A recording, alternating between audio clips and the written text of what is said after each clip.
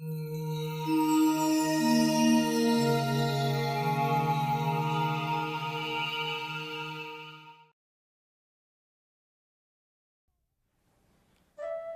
you ever told yourself that with a little encouragement, your carefree man could become as successful as you want him to be? Do you keep hoping to turn your honey's wardrobe from nerdy-something to 30-something? And are you convinced that your strong, silent type would open up and become Mr. Wonderful in personality if you just loved him a little bit more? Well, if you answered yes to any or all of the above, you could be in love with what you're hoping your man could become and not the man he is now today.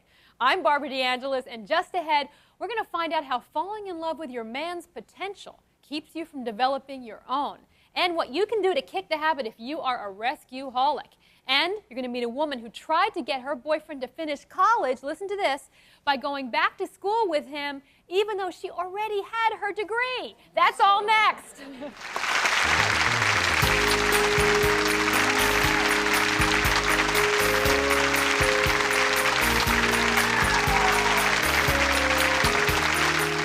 I have a confession to make.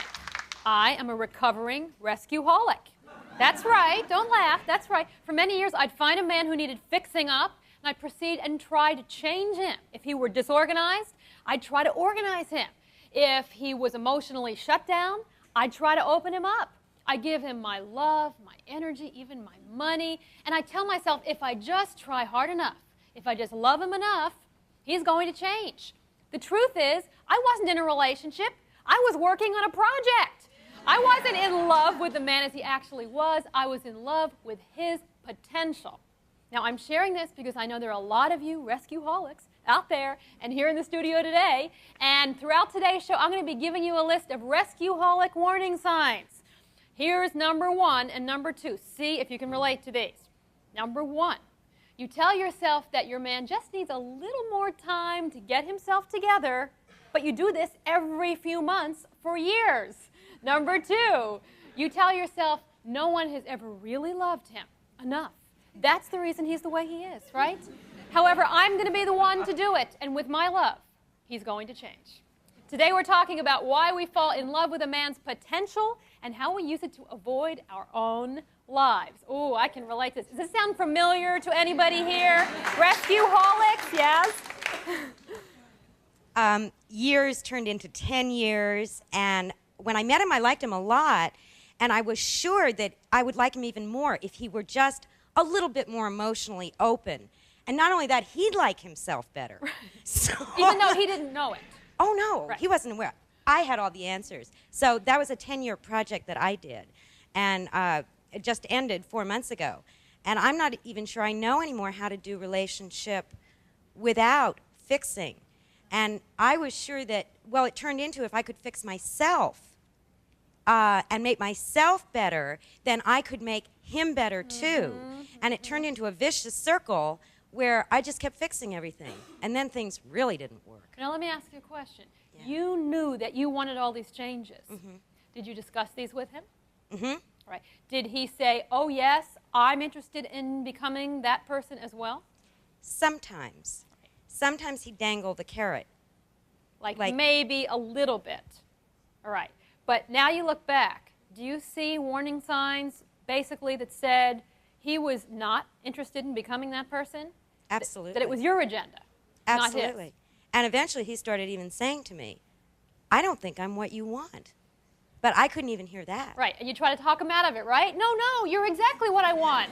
You're just what I want. Just because I've been trying to change you for 10 years, that doesn't mean anything. Right. Right. Now, it's over now. You spent 10 years of your life. What's the feeling you're left with inside? That I didn't really fully appreciate the relationship for what it was when I had it. And does a part of you secretly feel like a failure because you didn't succeed in really getting that guy to change? Uh-huh. Yeah, see, I can relate to that. Can you relate to that, ladies? Yeah. It's like, I failed. I didn't do it right. Who else is a recovering rescue-holic or a present-time rescue-holic who's going through this right now? Yes?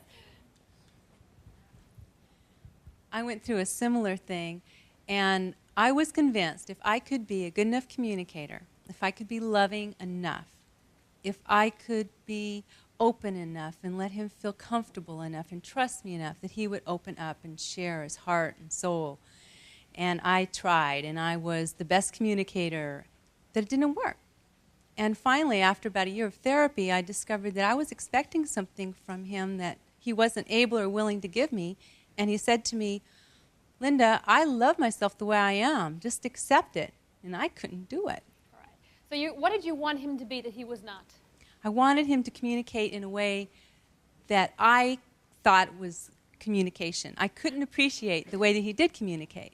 And it started out with, minor overhaul A101, and it got up to, change or else, Z511. Right. And he just wanted me to love him and accept him the way he was. And how's the guy end up feeling?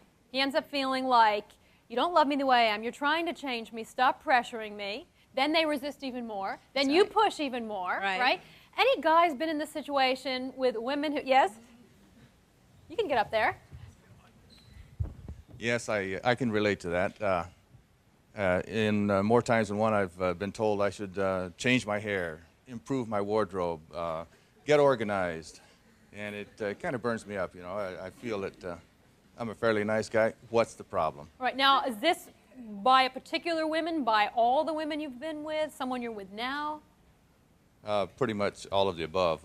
All of the above. They've all tried to change you. The part about organization, they don't have to talk to each other. It's there. It's there, all right. It needs to be How done. do you feel, guys? He's talking about this. How do you feel when a woman, you have a feeling, has an agenda of how you should be, and it's not the way you are? She wants you to have more money, or she wants you to dress differently. What does it make you feel like as a man? Yeah, well, it makes, for a beginning, it's not the person who I am. Who do you want me to be? Am I not good enough? Do you get a little rebellious? Always. Always. See, that's what happens, isn't it? We push, and then they resist, and then one day they say, you know what, this is not making me happy. And then we feel they rejected us, right? And the truth is, they say, I never asked you to change me. I never told you I was going to change. And it's that hidden agenda. All right, we're going to come back and talk about why we fall in love with a man's potential. And we're going to meet a woman who tried to get her boyfriend to finish college by going back to school with him, and she already had a degree. Don't go away. All right, here are two more rescueholic warning signs. Pay attention. This may be you.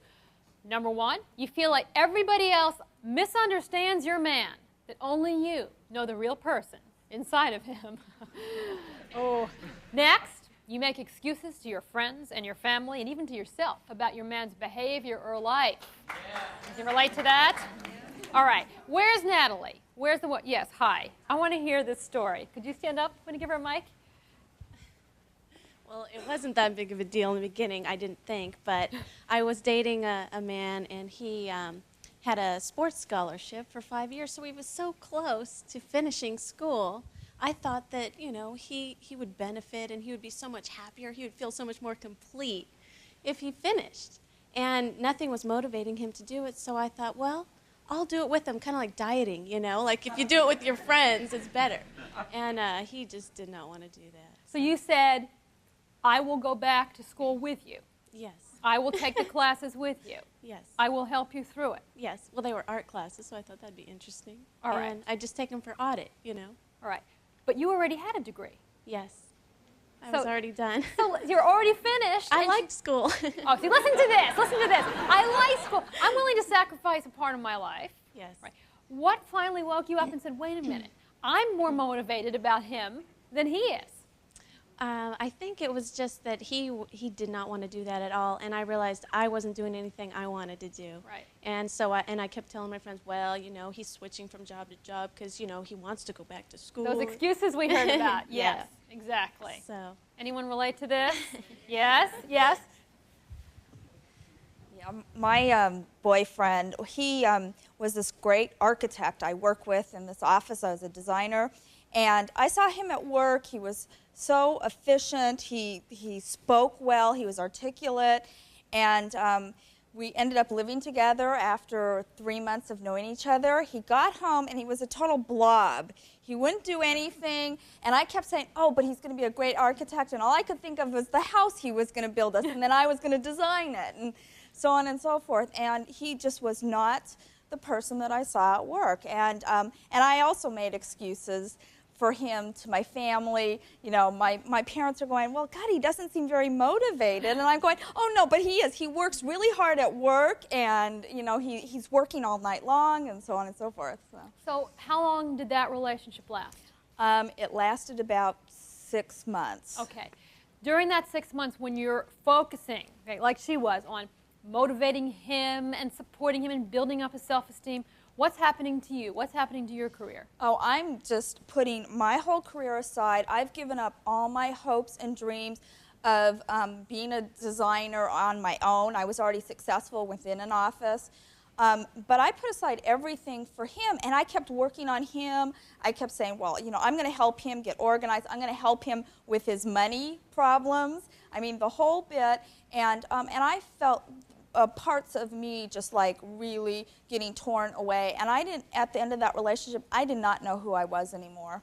Giving yourself up. I just gave myself up. Thank you. Yes, absolutely. See, what we're talking about, especially for women, is how sometimes we avoid our own life and our own interests and our own dreams in order to help a man achieve his. Sometimes they're not even his, they're our idea of what his should be. And we end up losing ourselves in the process. And you see, we have that thought inside. And it's a myth. If I love him enough, he's going to change, right? If I love him enough, if I support him enough, he will change. The truth is, if a man loves himself enough, he will change. If a man's motivated enough, right, ladies? So it goes on, yes. Who else? I saw some people nodding their heads. Yes, you. Give her a mic. Can you stand up? I can remember when I was in college, and this is my husband, Murray, and he was very, very shy. And so we would go to parties, and I wasn't that shy. I was sort of a social butterfly, and I was real concerned of the fact that he was just sitting there being very quiet, and I wanted him to have as good a time at this party as I was. So I would take him and find, at the time he was studying physics, so I would find another physicist, and I'd kind of introduce the two people. Doesn't this kind of sound like taking your 5-year-old and introducing him to the kid down the block so they can talk? And then I did that. Well, we've been married for 19 years, so believe me, I don't do that anymore. So you learned what? After, I probably did that for at least 5 years of our relationship. And then I got tired of it, and I decided, instead of myself having a good time at this party, I'm worried about how he's feeling. Right. And I guess I just grew up, and I helped him grow up in that process. Yeah, that feels a lot better. He's happier with it. Thank you. Yeah. Barbara, I can really relate to this. It seems that I've been making men up for a long time, finding things in them that nobody else would see, qualities in them, and then putting a lot of energy into helping them develop business plans and to some degree setting my own career on the back burner. But I have a method. I have discovered a way, I think anyway, that will be productive for me in this relationship that I'm in now. It's a long distance relationship, so the tendency to make it up is really easy. I mean, I could, when you only see somebody every couple of weeks, you can do a lot of fantasizing. Put him on the pedestal, everything. So what I did into about the third month into it, which I understand is the point when you can hit a block and start to get really scared, I sat down. I was kind of thinking, this isn't going to work. I don't think, is he really who I think he is? And so I made a list. I was going to an appointment. I was a little early, and I had stopped for a glass of wine. And on these napkins, I got out my pen. Are these the originals? These are the originals. Oh my gosh. Yep, right there. Okay, so this says, I haven't seen these here, assets and negative. All right, so the guy's assets. I fell in love with them when I wrote them down. And the guy's negatives. Now I can tell you, I don't know if you can see this. We'll hold this up over here. the list of assets is much longer. So in other words, instead of trying to focus on the things about him that you didn't like, that weren't perfect, you looked at all his positives. He's a writer, he appreciates arts, he's supportive, he's intimate, he's a dreamer, he loves to play, he's a great sexual partner. And then on here, a few things about him that are not perfect, which is the case for most of us. Then she has a decision to make. Is this guy enough for me as he is today? Is it working? Oh, it's wonderful. So he doesn't feel as much pressure. You feel more happy with him? It's fantastic. Yeah, I All really, because I because of see him, I know you. who he is. I really feel like I know who he is. This is great. Thank you very much. you. All right, we're going to come back and talk about how to stop falling in love with your man's potential so don't go away.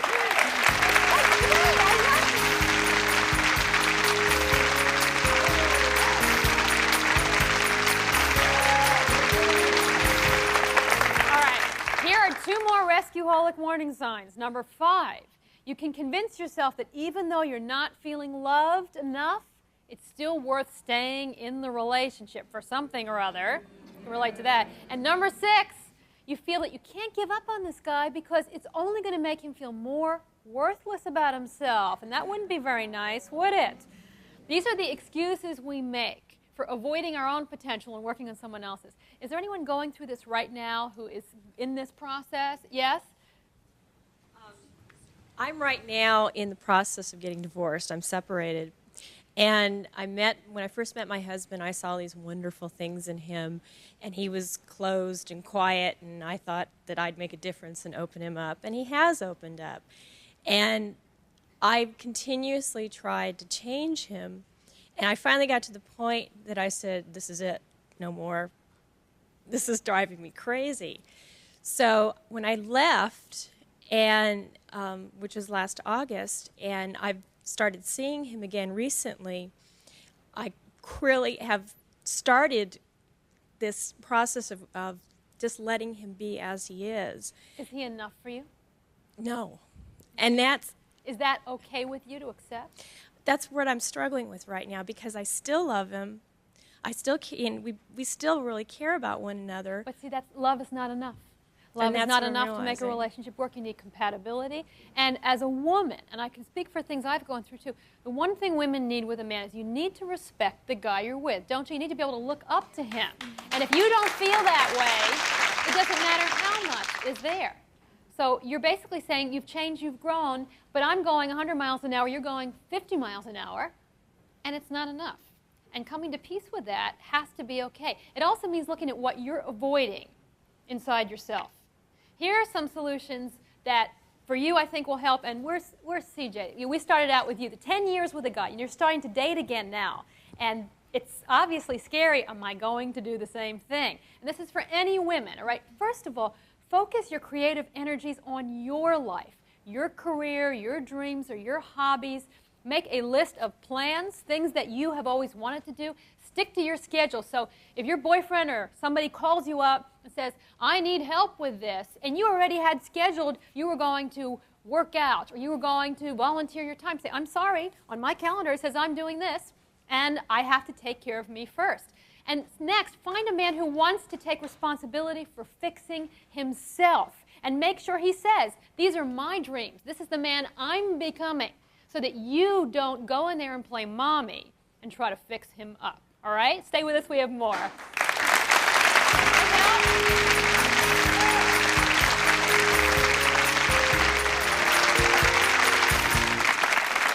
I am happy to say that I have been recovered from being a rescueholic for several years now, and I focus my energies on myself instead of rescuing a man. Look what happened. I'm here. I have my own TV show. Most of all, I learned important lessons, which is that having a healthy relationship with a man means loving him for who he is now, not in spite of who he is today or in hopes of who he might be tomorrow. Now, there's nothing wrong with supporting the man you love to be better and help him make the changes he already wants to make. That's part of a relationship. But make sure he's committed to working on himself, too. Now, guys, if you feel that your woman's in love with your potential and trying to change you, tell her that you need her to love you and not to try and fix you. I hope this has helped you create lots more love in your life. Thanks for being with me. Thank all of you. You're great.